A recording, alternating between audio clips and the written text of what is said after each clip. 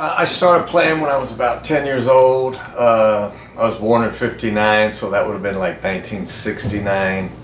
I got a paper route, and I actually had a few paper routes, and bought some drums.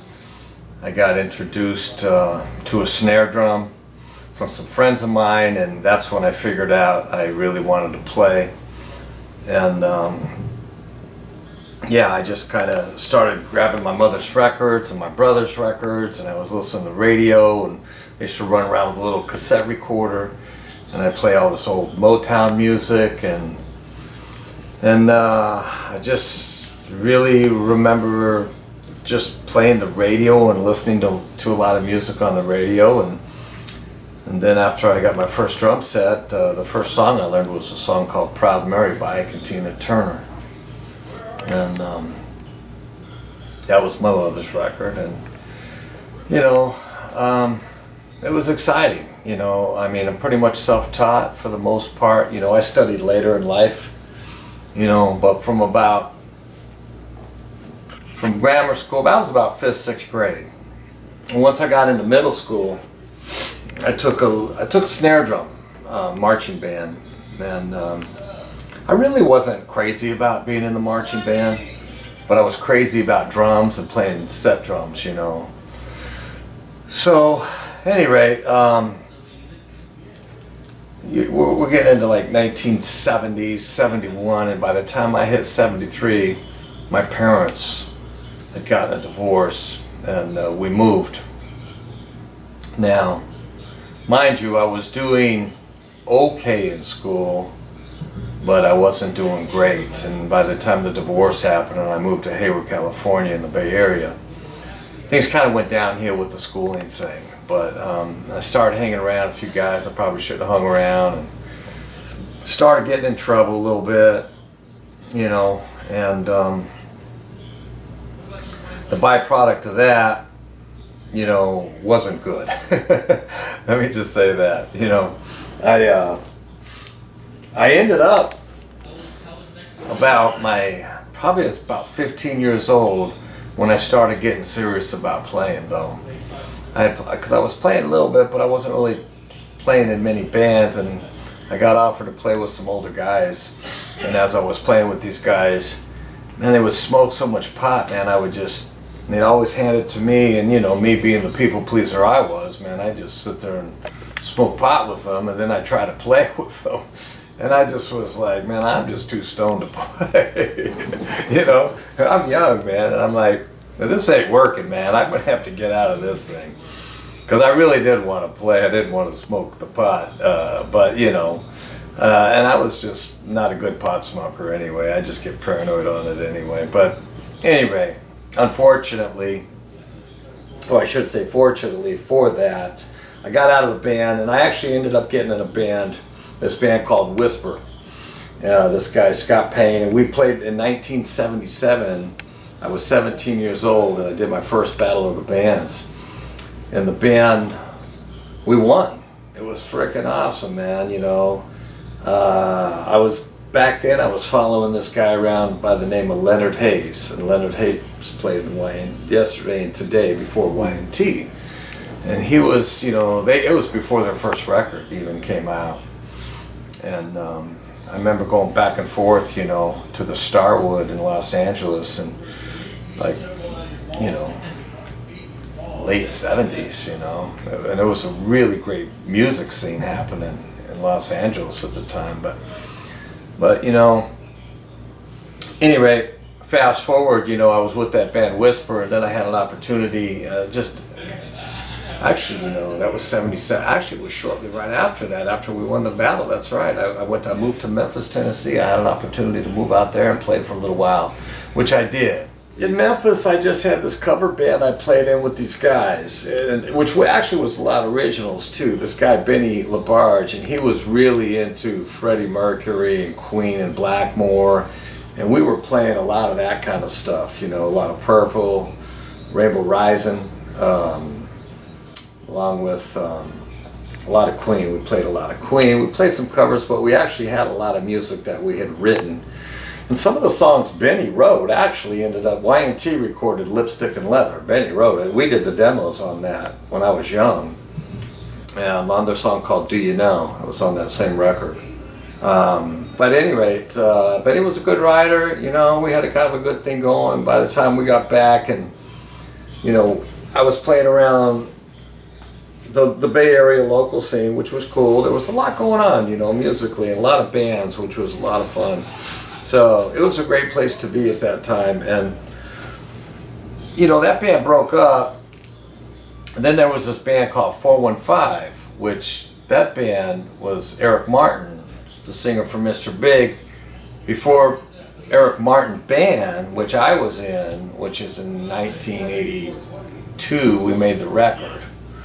Sucker for a Pretty Face record on Elektra Records. I'm not sure if you're familiar with that at all, but you know, I was like 23 years old, but you know, that was like my first real big break, and got introduced to, you know, making records, which was really cool. And I remember the record release party we had down at Elektra Records. I remember Motley was on there, and I remember some Nikki Sixx and some of those guys running around the office. I didn't know any of them at the time, but yeah, it was a good scene back then. You know, I remember Quiet Riot was out. I remember Bang Your Head was freaking blowing up, and there was a lot. You know, the Motley thing was obviously doing well, and Rat, I think, was out at that point. But you know, we got a little traction. We were managed by this guy Herbie Herbert, who managed Journey, and then we went out on the road with Journey, went to Hawaii with them, and we did about 6 nights at the Blaisdell Center, sold out, opening for them in Honolulu, which was really cool. And then I came back, we did American Bandstand, we went on a ZZ Top Eliminator tour for a little bit. So we kind of did pretty okay, but the record company had closed the West Coast office, and this gal Max Hansatoris, who signed us, she was let go, and when things had closed down, it just kind of changed the whole relationship with us and the label. And I remember Tom Werman had come in, and he had wanted us to record a couple songs, which we actually did do for him. And we came back a few weeks later after doing that, and he was gone, and then Roy Thomas Baker was in there. You know, it was really, but and shortly after that, we were just let go. There was nothing happening with us in Elektra. So that's kind of where, you know, the last couple gigs I was playing, there's this guy Dwayne Hitchings. He was in the band Cactus with Carmine Appice back in the day, and he called me up. He was over at Eddie Money's house, and Eddie was in Oakland. I was in San Leandro, 15 minutes down the road, and he said, "Hey man, I'd like to come play this demo of this new band I'm working with. They're called City Kid." And I'm like, "Cool, man, come on over." So he came over to the house and played me like 2 songs. They had a drum machine on there, and he said, "Hey man, if this doesn't work for you, Eddie was asking about you. You know, this is where it's kind of a game changer for me, because sometimes we can chase the money around." And I was thinking, and I'd been on the road with Eddie, with Eric Martin. We were doing dates together, and I knew his drummer, so I kind of had the insight on what was going on there. And I was young enough to go, man, I want to be in a band. You know, I had just enough of that. I always wanted to be in a band. I didn't want to be a side guy, a hired gun. And so at any rate, I said, "No, I like this singer." I said, "I'd like to check him out and see the band, you know." So I went out to the Oasis Ballroom in Sacramento, and I watched him for 2 nights. And after focusing on the band, I kind of went through all the members of the group, and by the time I got to Jeff, he had held my attention all night, and I realized that I thought, yeah, I really want to do this. I think the only thing missing from this band is me. If I get in here, I think I could bring something to the group, because they were looking for a new drummer, and they were clearly interested in me. And I thought, well, yeah, I really want to check this out. So we got together, we played, and felt great, and joined the band. And I mean, we rehearsed and worked. It was an incredible work relationship we had. And I pretty much gave up everything to do it at the time. And we would rehearse, you know, I'm not exaggerating, 10 to 12 hours a day, 6 days a week for the first 3 months, it seemed like. And we might have cut it down to 5 days, seriously, and stayed 10 hours. And we were just working, writing, go back and forth. We did a few showcases. Went to the country club and showcased opening for Keel. It turned out to be Geffen, which was Elektra at the time, because Tom Zutaut was at Elektra, but he was making the move with Teresa Ensenada, and she's the one who saw the band and brought us to Tom. And so anyway, what happened there was Tom flew out, seen the band in the club, liked the band, and decided we were gonna be one of the signings for him. We might even have been his first signing, possibly. Not only did we get the record deal, we had an opportunity for Cliff Bernstein and Peter Mensch with Q Prime Management to come out and see the band. Tom brought that in, which was pretty exciting. So once we got with them, it felt like things really started to kind of pick up quick. So we went to Bearsville Studios, upper state New York, Woodstock, and we recorded our first record with Steve Thompson and Michael Barbiero. That was real pleasant. Mechanical Resonance, you know, we got it out. The record came out December of '86, I think it was. It hit radio. By January of '87, we hit out with David Lee Roth. You know, and that's kind of where this whole thing really got started. The first 10 years for the band, and we just stayed in arenas, you know. Not only did we support them, then we went out after David, we went out with Alice, and after we went out with Alice Cooper, we went on the Hysteria tour with Def Leppard for like 15 months. That was all of Canada, Europe, and the US. And then from there, I think we finished up and we'd come home and we'd write the second record real quick, and we just got back on the road and we go out for another 15 months. Modern Day Cowboy came out. That was the first single, and it blew up, and that one track took us to about 360,000 records. And by the time we were getting to some of the other videos like Susie and Getting Better and things like that, you know, I remember we were playing in Long Beach Arena with Megadeth. And I remember we got our first gold record. They brought us our first gold record that night. And that was a pretty exciting time, you know. Now, mind you, I mean, you know, I never seen it this many years later to think, I never thought it through that far, you know.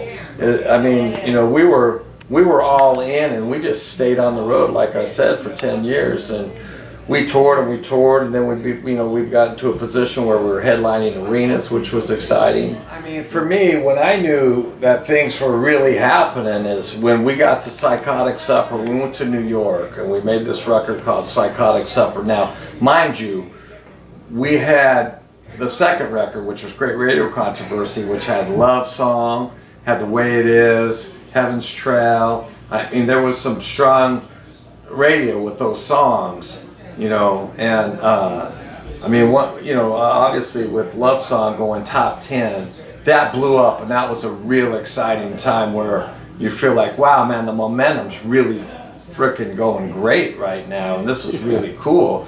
And the next thing we know, man, you know, we went out to do some more touring, and we were asked to play at the BAMI, the Bay Area Music Awards, the BAM Awards, which was a local thing in San Francisco, which was a really cool scene, BAM Magazine, and there was always bands playing, and they would have the 1 year big celebration and award show. So this gal, Queenie Taylor, she got an idea. They had like, hey, why don't Tesla come and why don't they perform 2 songs acoustically? So we did. So we went in and we played these songs acoustically. And the next thing we know, she really liked that. And then she asked if we would go ahead and, you know, you need to, we too loud over here? No, We're good? Okay. So the next thing we know, she's asking us to come into this club called Slim's and do a whole show. So we went out on the Dr. Feelgood Motley tour. While we were out with Motley, we branched off and we did these 5 or 6 acoustic dates, which was Boston, Detroit, New York, Philadelphia Trocadero, which was the only show we recorded. And, you know, and it was just for our own personal archives. That was never intended to come out. We just thought, a little special something for the fans down the road, like we would do, you know. So Jeff and Frank and Tommy were in Boston and live on the radio, and they played Signs, and it became the #1 most requested song. And so the record companies calling us up saying, hey man, we want to check out those masters, that club we know you recorded. We're like, no, we don't want to put it out. They're like, well, we want to check this out. So anyway, we went and mixed it up, and we just threw it out there, and we didn't think it was that great, you know, but you know, it turned out to be kind of a thing, you know. And next thing we know, you know, the whole Unplugged thing's blowing up, and then we go in to record Psychotic Supper. Fast forward back around, this is where I really knew, because Signs had gotten so much airplay, and just coming off of Love Song, I mean, that was a pretty big time for us, and we're selling millions of records, and now we're co-headlining arenas. But now we're going to go and we're going to start to, this is where things really is like, wow, things are happening, because now we've got Psychotic Supper record we recorded in New York City, which was an exciting record. We had a lot of strong tracks on that record as well, with What You Give and such. But now we're going to go out and do a headlining tour. So we go into pre-production, and we're in, I forget what arena. Was it Hershey, Pennsylvania, possibly? I think it might have been. We might have, because we were in there. I think we were in that arena for like 3 or 4 days, and we had, you know, now we're on a full production arena tour. Now it's not, mind you, it's not big, like, you know, 10, 12, 15 trucks or anything, but we had 4 trucks, 4 buses, about, you know, 35 people working with the band, and that was an exciting time for us, you know. And so now we head out for the Psychotic Supper tour, and it was great. Now we're on our first real headlining arena tour. And that's when I really realized, like, wow, man, things are going pretty darn good, you know.